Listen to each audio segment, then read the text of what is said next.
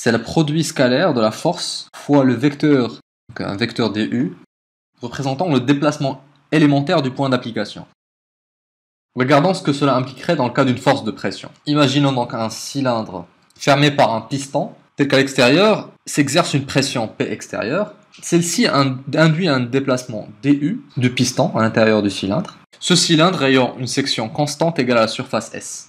En réutilisant la définition du travail et en l'écrivant ici, on sait que par définition même de la pression extérieure, c'est la force extérieure subie par ce piston divisée par la surface. Cette force extérieure, dans ce cas-là, elle est parallèle au vecteur de déplacement U, ou plutôt DU. Produit scalaire en haut sera donc réduit à donc F extérieur qui sera égal au produit de la pression et de la surface, P extérieur, la surface fois DU. Or, ce produit S fois DU, il ne représente rien d'autre que la variation du volume induite par le déplacement. L'élément de travail, donc TW, sera égal à la pression extérieure fois la variation élémentaire de volume.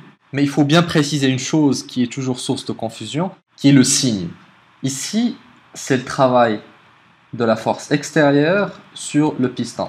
Mais là, il faut faire très attention aux conventions de signes. Dans cet exemple, la pression extérieure est en train de comprimer le cylindre, est en train de lui fournir du travail, et la variation de volume dV, elle est plutôt négative. Le volume emprisonné va diminuer, donc le dV, il doit être négatif.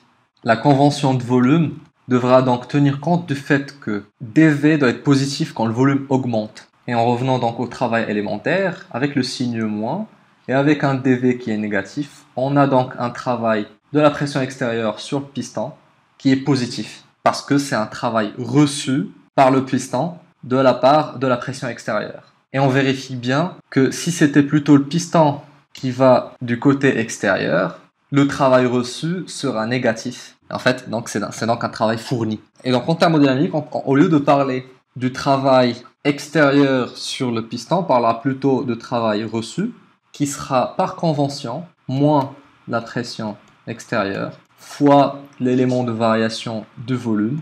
Et c'est donc le travail reçu par le système dynamique dont le volume varie avec la variation de dV. Ce qui respecte bien l'intuition, si on est comprimé par l'extérieur, c'est l'extérieur qui a exercé une force.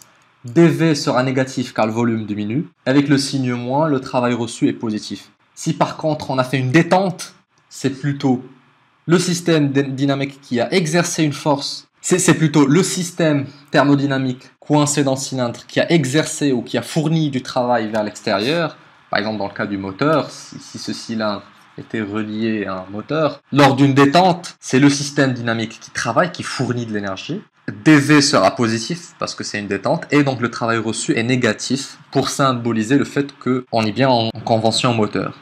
يا سيدنا الحلقه ديالنا سالات ما تنساوش انكم تابوناو في لاشين وتلحقوا بالاباج فيسبوك ونتلاقاو ان شاء الله في الحلقه الجايه. Partagez avec les autres.